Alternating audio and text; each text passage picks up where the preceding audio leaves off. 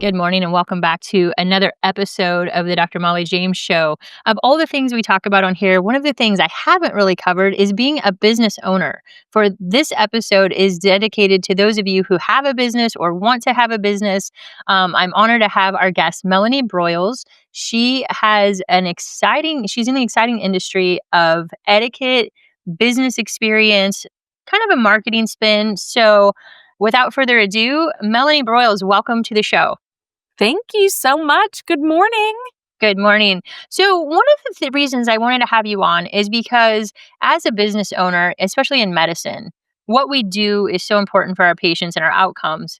But there's one piece of it that's missing. I think a lot of medical clinics are missing, which is the experience side of it. So, speak to that, if you will, because that's your jam. Yeah. So, it's interesting. I love what I do because every experience I have in my life. So, when I visit a doctor's office, when I visit a dental practice, when I visit a retail location, um, you ask people, why do you go back? Why do you have loyalty? Why do you stay with someone? And it's always about experience. Yes, the technical side of things matter. Yes, what you wanted to purchase matters, but you talk about things that were a great experience for you. And when I ask just general people, why do you continue to go to that bank? Or why do you continue to go to that medical practice? And they say, well, it's because I can't imagine telling them I would ever be leaving. I have a relationship with them. And particularly in medicine, that's a technical field. And so we may really be good at the science of our job, but making our guests and our patients feel like they're part of a family or that we really are listening and that we really do care has been something that our business has started to really focus on. Mhm. Experience, with your employees is a big deal, but experience with customers and potential customers is a big deal. And Mhm. I will say that I have 23-year-old twin boys, and I always love to tell this story that when I was pregnant with the twins, I would call my doctor's office and say, "Hi, this is Melenie Broyles. I'm this many weeks pregnant. I'm expecting twins. This is my doctor, and I'm having no complications." And they would go, "What is your name? Are you pregnant? Doctor. Yeah. Are you having any complications?" And I'm like, "I swear I just said that."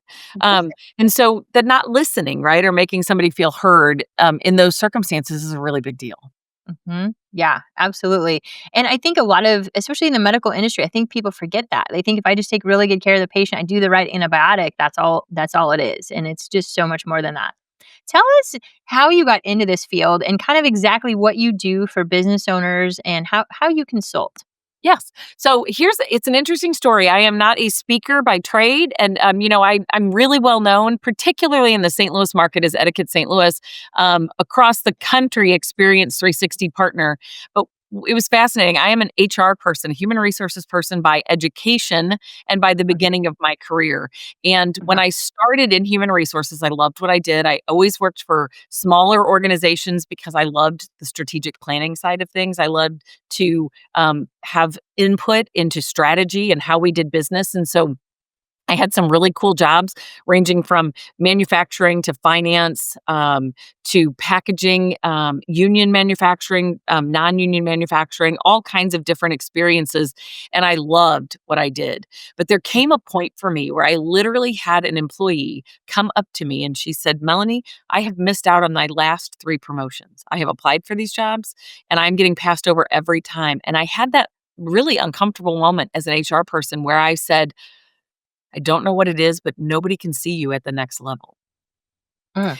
And I had to pinpoint for her. And, I started scrambling and brought a trainer in to talk about how we present ourselves, how we dress. And not that the stuff on the outside is what makes a person. I really want to make that clear to anybody who's joining us today because I believe our grandmothers when they say, you can't judge a book by its cover, it's what's on the inside that counts. Mhm.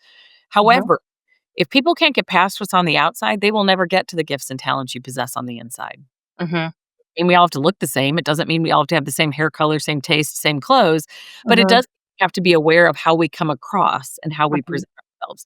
And so Uh-huh. I brought somebody in to talk to my staff about these very topics. And it was so interesting because all of a sudden I was hooked. right? Mhm. I cooked. And that very same employee said, Melanie, how was I supposed to know these things? This just wasn't a priority in my house. It wasn't something I was taught. And bells, whistles, everything is going off in my head. And if you can imagine my husband's reaction when I came home and said, yeah, I think I'm going to quit my job. And he was like, what? Wow. Um, so it took me about 6 months to figure out what I was gonna do, and I ended up quitting my job. Mhm. And that Etiquette St. Louis was born 25 years ago. Um, Wow. Dating myself in a major way here. I quit my job. It was the scariest thing I've ever done. And, I was a VP of HR when I stopped the working in human resources, started the business. In the early days, we focused on etiquette classes for children Mhm. because that was the organization that I had partnered with. And so that's what I focused on. But because of my corporate background in human resources, we quickly began partnering with organizations to talk about professionalism and how we present ourselves, business etiquette, business dining, networking with clients. So Mhm. over the years of doing that programming, it evolved into clients saying, Melanie, you've made a great connection with our customer or with our employees. Mhm. Can you talk to us about leadership? What can you do on leadership? Or they'd say, what can you do on sales?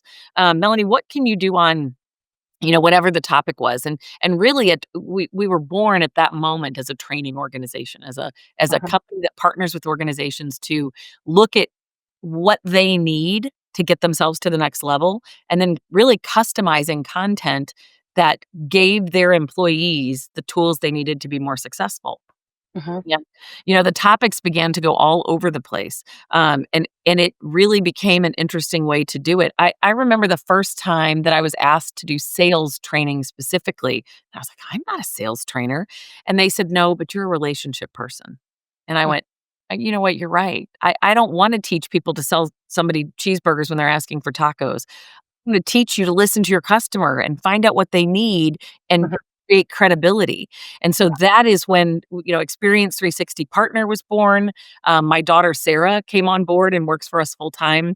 Mhm. She worked full time through college, so she really runs the kids division, which is Etiquette St. Louis, and the children's programming. And then we both speak on the corporate side, but she really focuses on that division, Mhm. while we both work together on the corporate side. Yeah, I think that's such an interesting background and how it evolved into what it is today. And I can tell you, when you go to medical people, I'm going Mm. to just keep applying this back to my clinic. When Yes. you go to medical people and you tell them you need to sell something, that Mhm. just feels slimy, right? We are not salespeople, but you have a different spin on it, don't you? That Mm. listening, because people call us for X and they really want Y or need Y. So, how do you, again, elaborate in that area of how do you educate slash sell in an industry that doesn't sell to people? Yeah. So, what's fascinating to me is that as a business, so I have a business that people don't know they need it until they know they need it.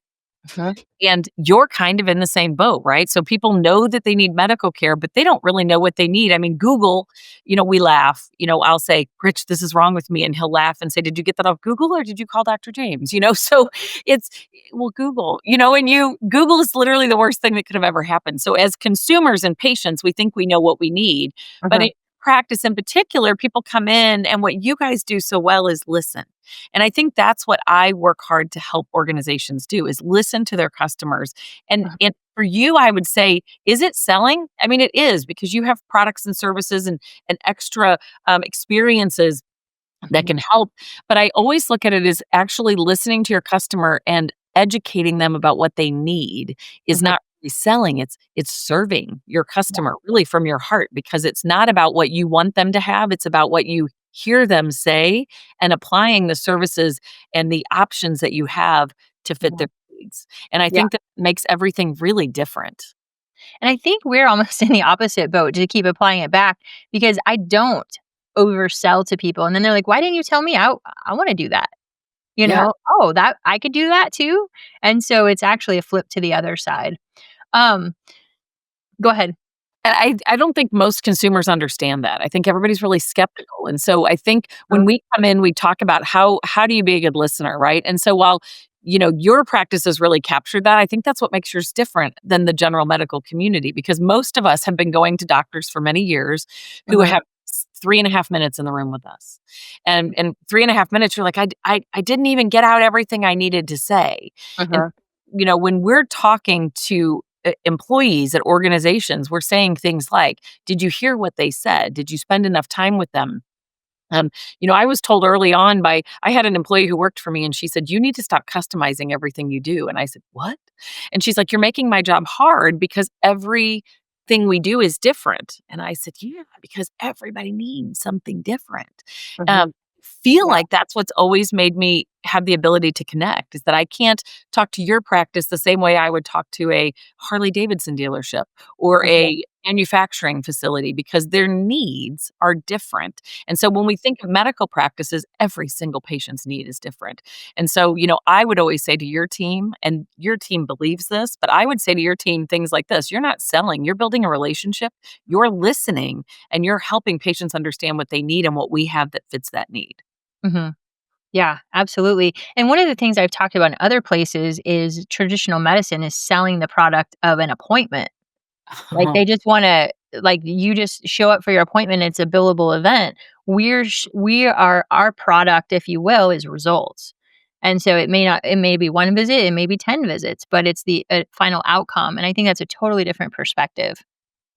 Yeah, I think so too, and I think that's where the word experience comes into play, because it's Mhm, not just one, interaction, it is an experience, and so when mhm, someone, is engaging with you guys mhm, over time, right? Nothing's gonna happen over time because it's not just, "Oh, write them this prescription and move on with their lives." That's not mhm, a practice model, and it's not really what any of us want today, right? We wanna know what's mhm, causing it, what's doing that, and mhm, that takes getting to know people and building that relationship. So it takes time and things like, how do you build trust, right? How do you connect with a consumer in the way that they trust when they call that they will get what they need? Or how do you, um I had a program yesterday where the very topic of trust came up, and it came up internally as well as externally. And so thinking about your experience, what do you want the experience to be as your employees interact with you as an organization? Or what do you want the experience to be as your customers, patients, or potential customers or potential patients interact with your brand? And I think when organizations know what they want that experience to be, then they can act on it. It's not just, whoops, that happened, or, oh, I accidentally got new business, or I accidentally lost business because I wasn't thinking intentional about the experience I want to create. And I think when I say things like that to a business, they're able to think really outside the box. mhm. One of the things you said I think is really important, and I think we've lost focus on this, especially in the last 5 years, which is appearance and the external image is very important, and you gave a great analogy. I don't know if you remember at the end of our discussion with our team about gifts. I Ah, just thought that was brilliant. So, can you explain where appearance and image fits into all of this? So, it's fascinating to me. When I first started this business, I actually got some pushback from communities that I was involved in. They're like, etiquette? You're teaching people to be better than anyone else. And I'm like, no, gosh darn that. I'm doing the exact opposite. I am literally teaching you that if you can connect with people because they're comfortable with you, that they will learn more about you and you'll have the opportunity to talk to them. The analogy, let me share that about the gift, because I really do think it's cool. I end a lot of programs with it. So I always say that if you are a child and you get a stack of presents for your birthday, which one do you open first? And most of us, if we're thinking like a child, we think the biggest or the most beautiful on the outside. Now, ladies, as we've gotten older, sometimes we know the smallest one has the best thing in it. But when we're thinking like a child, the biggest or the most obvious gift on the outside is the one we open first. Uh-huh, And then I say, which gift do you talk about or do you value the most? And they're like, oftentimes it's the smallest or whatever had the best thing on the inside. uh-huh, We are drawn to the gift that is the most attractive on the outside, but we have that, substance from the whatever had the best thing on the inside. And so the analogy is, um, as a you want people as a professional to be drawn to you because of the way you carry yourself and project yourself on the outside, but stick with you and have loyalty and seek your wisdom because of the quality and substance you have on the inside. And I uh-huh, challenge businesses, business owners, and professionals to say, if you pick just one, then you're limiting your own success, right? uh-huh, So I want us to think about both sides. Now, I want to clarify that in saying this. That does not mean that the outside is what's important. We want people to get to the gifts and talents we possess on the inside. Would life be easier if I could go around the world and say, "Don't look at the outside, just close your eyes and don't"? But so much of that happens on a subconscious level, Mhm. and I don't mean that this is gender or race or ethnicity. I mean that you're dressed appropriately for the occasion. We Mhm. know that if you walk into the hospitality industry, for example, and people aren't well kept, or there's grooming and hygiene issues, that you're going to assume that those hotel rooms aren't clean and put together, right? You're going to associate Mhm. that experience. And the same thing applies to the medical field: neat and put together and polished. And so it doesn't mean we all have to wear a suit and a tie, but it does mean we have to know what's appropriate for the occasion. Mhm. I'll tie it to the last 5 years. We always say COVID ruined everything, right? COVID affected everything. I Yeah. actually have a slide for a presentation now that says everything has changed, and it's literally the title of my program. So Mhm. before COVID, we had some traditional companies in St. Louis that were still in suits and ties. We have very few of that left. We have a lot of people dressing in what I call business casual. And so it is literally the most used wardrobe description requirement for an event, workplace, whatever, and it is the least understood. If I took 6 people and said, "Tell me your definition of business casual," I would get 7 different definitions because one of them would change their mind. Mhm. Nobody knows what it really is. They say, "Oh," and if I ask a group, "What is business casual?" I get everything from jeans and t-shirts because of the word casual to button downs and polos and khaki pants. So, I get everything across the board. Mhm. When we went to COVID and we all went home to work, we made that challenging, but everybody kind of forgot, right? Everybody went super casual and then they wanted to bring that back into the workplace. Mhm. I am all for casual. I am a jeans and blazers girl every day of the week. I like my version of casual, right? I like what fits my personality.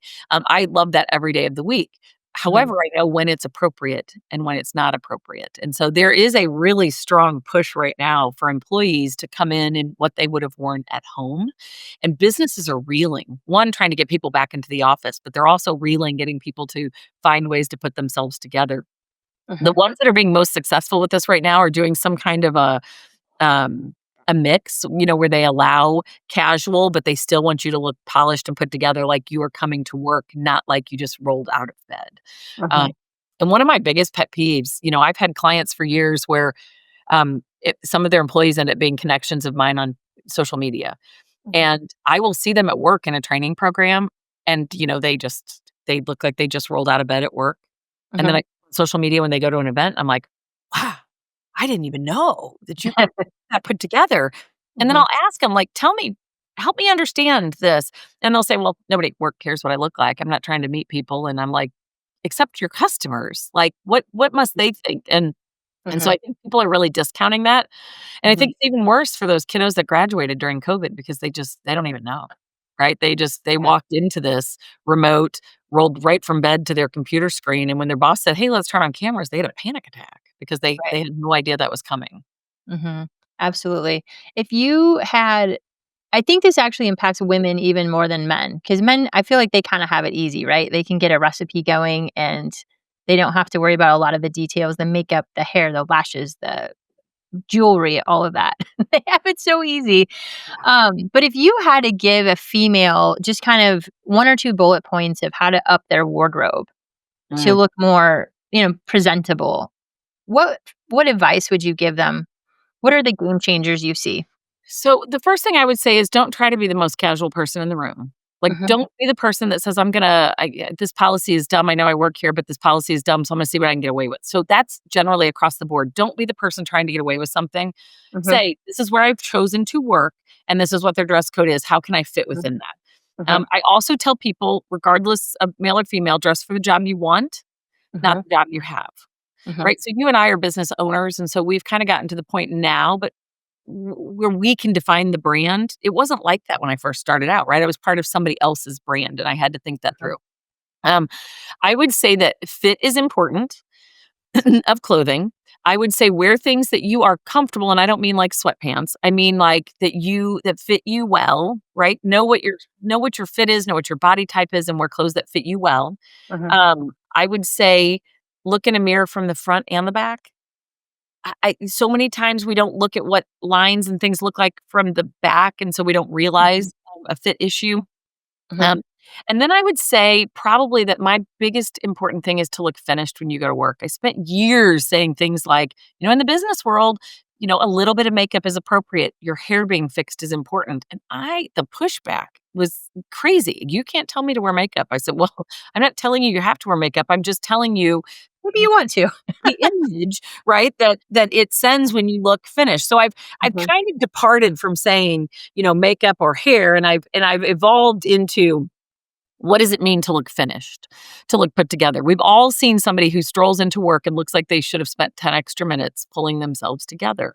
Mhm. When I look put together, when my hair is fixed and I have a little bit of skincare on and a little bit of the light makeup that I wear, I Mhm. feel better about myself, and when I feel Mhm. better about myself, I do better work. And so Mhm. we really focus now on a word called finished so that you look put together. And Mhm. I love ponytails, so I always use this analogy of ponytails. Now, medical field is different, but this is gonna still apply. In the business world, I always say all ponytails are not created equal. There is the I got up too late, didn't have time to fix my hair, threw it in a thing ponytail, and then there is the I got up, took a shower, did my thing, and pulled my hair back into a ponytail. They're 2 Mhm. totally different things, and they send Mhm. 2 totally different messages. Mhm. Um, I just think showing that you care about how you present yourself, tells other people they should care about you as well. I love that. That's so powerful. Two of the things that I took from our meeting that I think was helpful, first of all, is to get your colors done as a female, because what that did for me is, and I kind of knew my colors to begin with, but I realized when I'm shopping and I see something that's not available in one of my colors, I just keep scrolling. And it saves me a lot of money from not buying things that look great on the model that don't look good on me. So that I think is very powerful. So, it's interesting. Even as a male, yesterday I had my husband and son's colors done. Oh, They may kill me for telling it the full.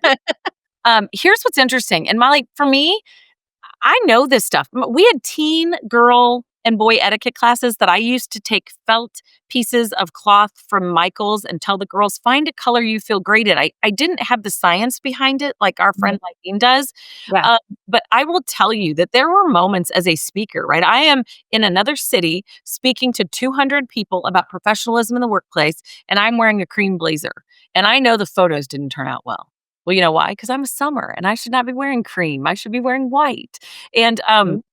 in the 70s and 80s, early 80s, something called Color Me Beautiful was really popular, and, like, everyone who was not an Avon lady had a Color Me Beautiful thing, and they would have these parties at their house, and then for somehow we got lost in it, and whether it's the wear whatever you want, and I agree, and even the color analysis that you and I have both done, she says, "If you have a color you love and it's not in your wheel, wear it," right? She Yeah. wants you to feel good, but I will tell you that when I wear colors that are right with my skin and my hair, I feel different. Just popping. It's I just popping. photograph well, my eyes pop, right? All Yeah. of these things, and, Yeah. um, I mean, it's just really a fantastic experience, and I can go back there's a couple things I did as a professional business owner that I feel like were game changers for me, and an early one was one of them having somebody who's a stylist come in and tell me, get me to try things on that I wasn't necessarily comfortable in, to think outside my box, so I wasn't doing the same thing over and over again, and so to me, that was monumental as a business owner, and then the color analysis was another one that it was life changing to me, and, Mhm. everyone's like, "Life changing, really? There are people out there suffering."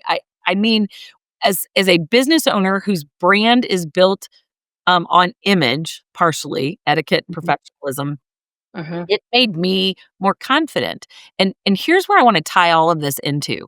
This isn't about, like, "Oh, I'm a, summer, I'm this, I look better in these colors."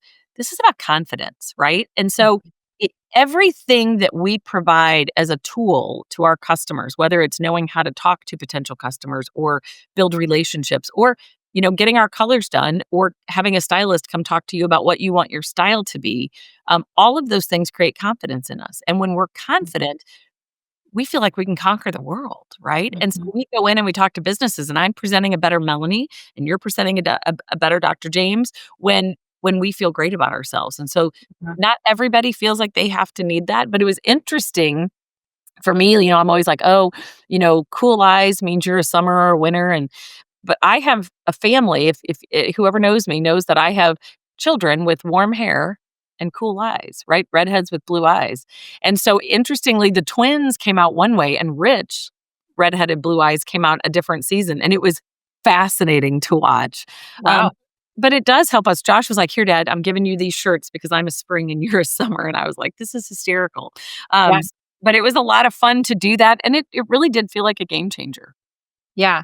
To me, I went back to my wardrobe and I pulled out a few things that I really loved, but didn't ever look good. Like, I'm like, every time I wear it, it just doesn't click. And I Mhm. pulled them out. And like you said, I'm giving them away. So that was important.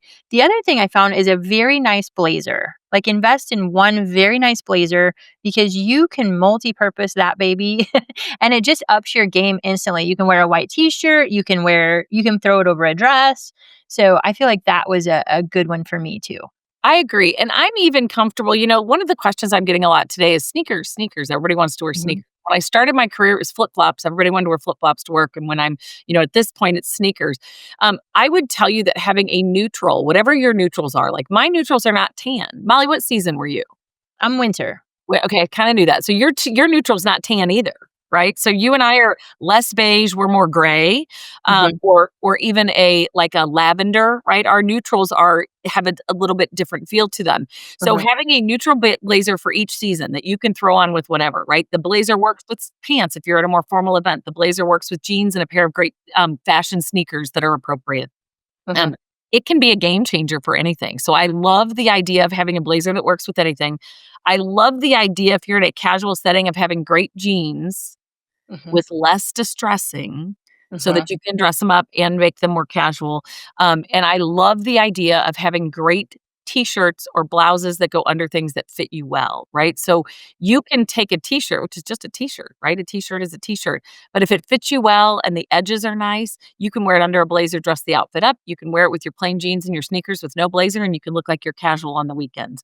And I Yeah. think that having quality key pieces that go from season to season that don't make you a victim of trends is what helps keep your wardrobe consistent. Yeah. Yeah.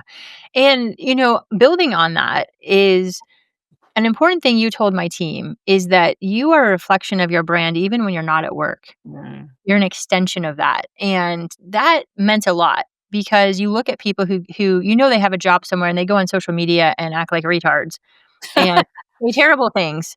And as an employer, you worry about that with your own people, right? You choose so you minimize the risk of that happening. But explain how each employee of a business is an extension of the brand even in their off hours. So, it's interesting. So, like I say that I teach etiquette and professionalism. And so it doesn't matter if I am on or off the clock. If I see somebody at Deerberg's, if I see somebody at Schnucks or grocery store or Target or in the Valley or whatever, and they see me, and if I'm being rude, if I am not put together, whatever the case is, my brand becomes less believable. Uh-huh. I mean, and people are like, "Well, I don't have to be the same at work, on the clock, off the clock. I don't have to be the same. I can be whoever I want." Yes, you can be casual. Yes, you can go to a ball game. Yes, you can have a lower cut top. But the reality is, how you behave on and off the clock affects your brand. And so when you run into somebody, and I used to joke, and this is the extreme side of things, so I don't want people to take this too seriously. But I would tell the kids when we were little, like, say I'd have one of the kids would wake up sick and the other one would run to, the grocery store with me in the middle of the night to pick up a prescription, and I would throw on a ball cap, and I would say, "If somebody says Melanie or Mrs. Broyles, just keep walking. They won't know it's us." Yes. Because it was the middle of the night, and I was picking up amoxicillin or something, when the kids were little. So I I I think that that's extreme, but I tell people, and where this really comes into play is our social media. Uh-huh. We act irresponsibly on social media, or we say things without thinking. And politics is an interesting one, and I know this affects your brand far different than it affects the rest of the world's brands. But like for me, I do business with people who think all kinds of things. Uh-huh. And so for me on my social media, I rarely post anything. I believe stuff. I have political views, but I rarely want to alienate half Right. the population. Yeah. And so for my business, that's really important to me because I tell business people, you should have friends, customers, potential customers, and employees who think all different things because Uh-huh. diversity doesn't just mean diversity of gender and skin tone. Diversity also means diversity of wisdom, experience, and thought. And Mhm. when we really have that, then we broaden the base for who we can do business with. And Yes. I think it's critical for us to think that way. And so that's something about, being thoughtful with your brand, right? Everything, every interaction you have Mhm. affects your brand. And Every interaction. the approach my clinic has taken on this, because this was a challenge for us, right? Because we emerged with political beliefs. That's how we grew. That's our foundation. We are a phoenix out of the ashes of the COVID disaster. Right. But what I tell people is you can say what you want on the outside on your political stuff. That does not come into the office. Nobody, whoever they vote for, whoever they pray to, should never feel uncomfortable coming into our office, Yeah. because we are here to help patients. And I don't know if you've probably heard from people that wear, their red hats to the doctor and just get berated for their political views. That is not the place for that. Like, if a patient wants to bring it up to me, I'll have a discussion, but that's not what they're there for. That's not my place to bring it up to them. So, Yeah. we've tried to thread that needle a little bit, because, again, we draw a certain group of people because they believe in medical freedom. Correct. But, there's people out there that maybe haven't had that belief all the way, or their family members need help and they don't believe that. And they're afraid, I don't want them ever to believe or feel they would be mistreated when they come to our office. Well, I think, Molly, what it was interesting to me is, yeah, you were literally like, you guys came to fruition, right? Like, Mhm. I remember finding you. I remember when it was when I was, nervous about things, and my business had literally been lit on fire because I couldn't go into schools and I couldn't go into businesses, and I remember finding you, and so I do. Your business is unique in that, but the Mhm. reality is there are. And I personally think that there are going to be people that find you because of medical need who Mhm. would never have thought that this would apply to them, right? That they would have Oh, thought, "This is not." 1,000%. So I think that's interesting, and I think your philosophy of making sure that people, it doesn't matter who they are, feels comfortable in your office is huge. Mhm. Every other business should think that way. Mhm. Right? So it's okay to believe, and it's okay to think, and it's okay, all of those things are okay. Mhm. However, what you want people to understand is that you're a retail giant. You should do business with people who think all different things, whatever that is. And so Yeah. we want people to know that, and we want you to understand that your customer base can be completely different. Mhm. Yep, exactly. One of the other things we talked about, so Melanie came and has done some training with my clinic, because we're in a rapid growth phase. And, the people who started with us and have grown up with us just got absorbed into our culture. But then we hire 10 new people in a month. They don't know what the culture is. And so getting them up to speed was a need that we had. So if you're out there and you have a business that's in the same boat, or when it wants to be in the same boat, she has been so helpful. But one of the things you talk to us is hiring generationally Mhm. and dealing with generational. For us, it's patients. I don't like the word customers or clients. Yeah. Patients. So talk to me, because millennials get the rap right now. We love and hate our millennials, right? Because on one hand, they're our tech helpers. On the other hand, there are some principles built in that we're struggling with. So kind of talk to us about that across the spectrum. So I love one of my favorite trainings to do is generational training, right? So when we talk about the fact that, like, the generations that we currently have in the workforce, and it's not just the workforce, right? It is your patient base or a Mhm. customer base. So you don't just, I had an employee come to me one time, and this is a silly example that is 15 years old, so bear with me. She went Mhm. on spring break, got her tongue pierced. Great. She's like, I'm like, "Hey, you really can't have that at work." And, she couldn't even speak right. She's like, "What? Why can't," it was keeping her from speaking clearly.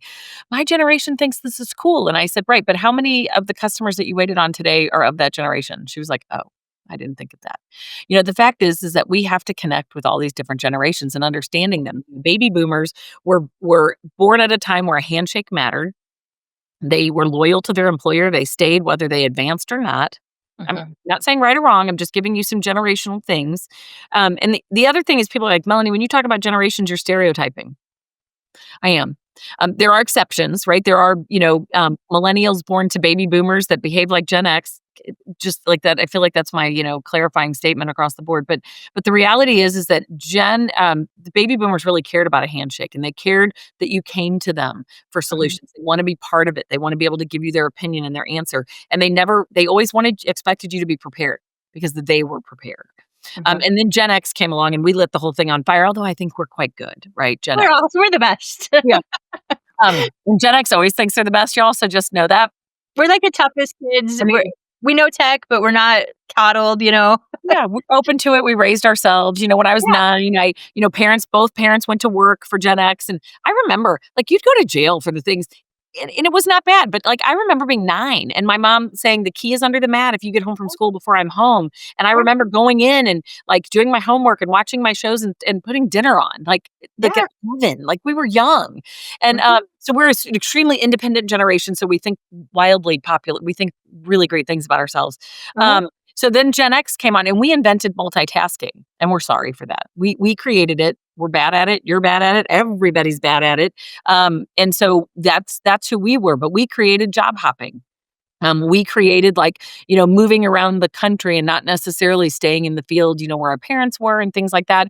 And then, we were actually, if you were think this is like, so younger listeners are going to be like, what? When MTV came out, the baby boomers were like, the Gen X, they're going to be the death of our nation because they're like MTV heads.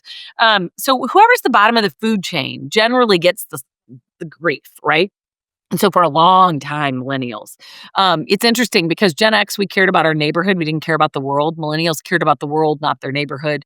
And millennials, there's really two generations, micro generations inside millennials, right? Upper millennials and lower millennials. They behave totally different.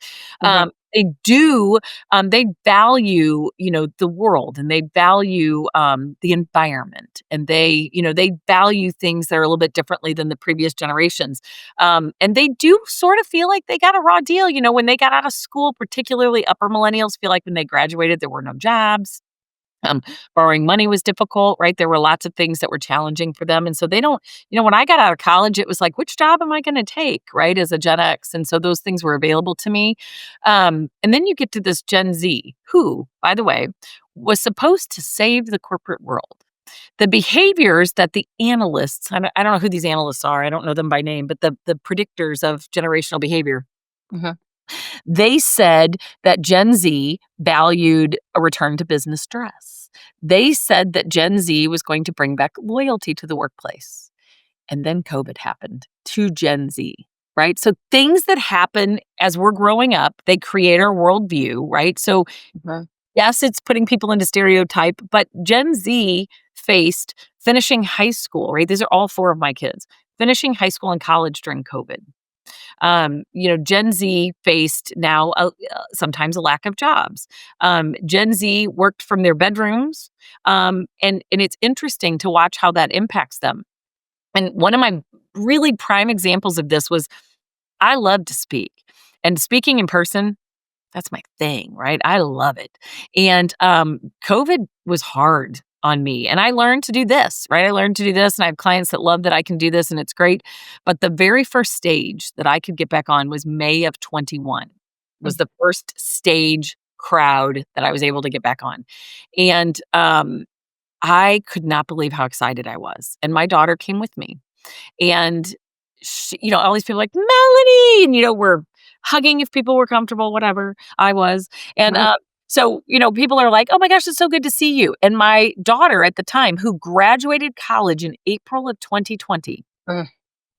said to me, "Mom, will my generation ever have the networking contacts that your generation had?"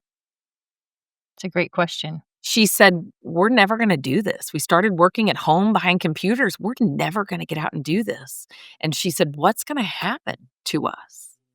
And so it became a real passion of hers, right? Getting young people she's on a board for a networking organization, and she tries to Mhm. invite as many young people in as she can to teach them that networking's not always about growing your business. It's about who you know and who you can refer people to, right? Mhm. Um, Yeah. so knowing that, what's important to them, Gen Z values workplace balance now because of COVID. They value health and welfare. Mhm. They don't want to work 25 hours a day. They want flexibility, and so their Mhm. wants and needs changed. And so the point of bringing that up is to understand your employees. One, how they're going to have different things that motivate them, because that is something hard for business owners, is how to motivate my staff when money can't be the only answer, right? Right. And so that's an internal thing. But then knowing what's important to your patients, right? So Mhm. baby boomer patients, and they want you to run on time, and they want you to talk to them face to face. And your Gen Z patients want to be able to use technology to connect with you. And Mhm. so it makes it hard. And so we have to train your staff to know the differences in the generations so that they can say, do we have the products and services that answer each generation's desires? Yeah. And are we building relationships with them that they'll remember and that matter to them? And so training a team on these generational differences helps them say, okay, Mrs. Jones is coming in. I know this is going to be important to her and I can do that. And, Jake Broyles is going to call me on the phone and we're going to have a virtual conversation and I'm going to get him taken care of. So Mhm. being good at everything is hard. Yeah. But understanding people makes your job a lot easier. Yeah. Our time is coming to a close, so I want to wrap on a couple of different notes. First of all, if anyone is as impressed by hearing you as I was, please tell them where they can follow you, where they can find you, and where they can get more information about what you're doing and learn more from you. Okay, so our children's programming, which has a ton of programs, particularly in the St. Louis market coming up starting this fall, is Mhm. etiquettestlouis.com. Mhm. And our Instagram and our Facebook and those things are etiquette STL, so you can find information on those, but you Mhm. can visit our website. Our corporate programming is experience360partner.com. And our kids programs are about giving your kids confidence and comfort so they can be the great kids that you want them to be and they feel comfortable. Our corporate programs are giving people tools and confidence so that they can be the most successful that they can be, and that businesses can open their minds, truly open their minds to opportunities to raise the bar and to connect in a way that maybe they've not done previously. So, experience360partner.com, etiquettestlouis.com. We would love to help. Yeah, cool. And do you consult with small businesses, large corporations, individuals? Tell us how that works. Yes. So I have a lot of one-on-one coaching clients. We've helped clients when they've gone to apply for a job and to change careers. We work with a lot of small businesses and small teams, but we have also been the keynote speaker at a conference where everybody's bringing in everybody from across the country. We've Mhm. had organizations that bring Sarah and I in. We leave in July to go on a trip where we have a nationwide accounting firm, a financial services firm that has every new hire, 200 new hires 3 times a year come through our program on professionalism and Yeah. culture and what to expect. And so we can meet with a business owner and say, what is it that you're desiring?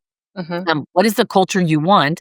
And what are the things we need to add and raise the bar on? But we can also come in as a speaker for a large organization. We've created onboarding programs for companies to make sure that their culture is consistent with what senior management wants, Mhm. especially when you're large, right? So creating that onboarding program so that your new hires can step into your culture in an effective way. Yeah. Perfect. So many things you offer. For those of us who have a talent and skill, it's probably not running a business. Yeah. It's probably not experience. It's probably not HR, and for me, it's definitely not training. So this has been really invaluable to our clinic as we're growing and hitting those next levels.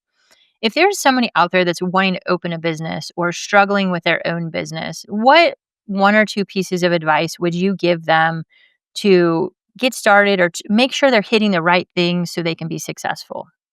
I would say to them that the very first thing I would encourage you to do is decide how you want to be known, how you want your business to be known, and then use those terms that you come up with. Like, I want my business to be known as this, right? What is my mission? What is my vision? And then when you're hiring, talk about who that is. Talk about what that is and say, this Mhm. is who I want to be. Tell me how you fit into this. Communicate expectations from the very beginning of what you expect from your team, and then Mhm. evaluate it often to make sure that you are not straying from that brand that you want. I think that that's really important for us to evaluate and reevaluate. And I think that everybody has a coach. Every baseball player, it doesn't matter if you are the talent, like you are a major league baseball player, you're an NFL player, whatever it is, everybody has a coach. And having somebody in business that can sit down and say, tell me what it is that you want and let Mhm. me help you brainstorm, right? Because the loneliest job to have is to be a business owner, Yes. right? Because you have these ideas in your head, but who do you flush it out with? To Mhm. me, brainstorming is the coolest thing you can do. And, let me just give you a picture of what brainstorming might look like. Today we get nervous, we don't have anybody to talk to. But someplace, have you ever heard of the movie Sharknado? Yeah. It's a I haven't seen. movie about a tornado filled with sharks, right? Does your business have a culture that is open-minded enough that your employees can come up with an idea as crazy as a movie about a tornado filled with sharks And then you guys can whittle it down to what works for you because the people that made that movie, there are 7. They are retired. We are all working. If your team that comfortable, if you created that culture, and that's something we can certainly help you do. Yeah, wonderful. Well, I just wanted to close with my words were rebel, an expert, and industry leader. So, if you didn't get that from what we're doing, that's what I told Melanie, and she helped us seal the deal on that. So, I appreciate you so much for joining us today. I'm sure our audience got as much value out of today as our team is getting from ongoing interactions. So, thank you, Melanie, for being with us today. You're so welcome. It was good to see you this morning. Thank you. Yep. And thank you for listening. Tune in next time for another episode of the Dr. Mollie James Show.